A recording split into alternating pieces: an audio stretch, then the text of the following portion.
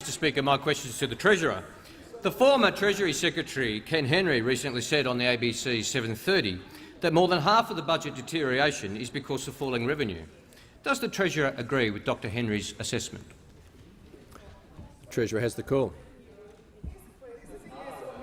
I remind the member for Sydney she's been warned.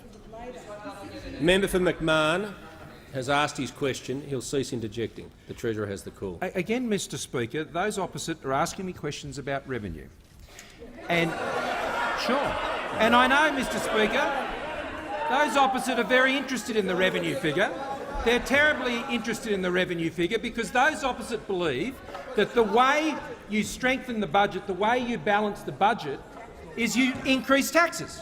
That's what they think over there, Mr Speaker. They think the way to address the country's budget challenges is they think it is you have to pull more money out of the pockets of Australian taxpayers, that you need to tax businesses more, Mr Speaker, that you need to tax the savings of people more, Mr Speaker. They think the answer to the nation's economic problems is to increase taxes, Mr Speaker.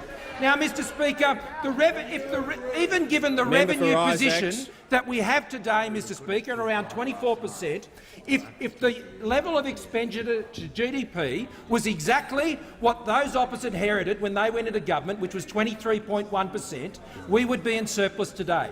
If they simply kept expenditure to GDP at the level they inherited, Mr Speaker, even on the reduced revenue figures as a percentage of GDP today, we would be in surplus, Mr Speaker. That's where we would be. So those opposite, I know, are very focused on the revenue issue. When we think about revenue, we think about how are we going to grow the economy?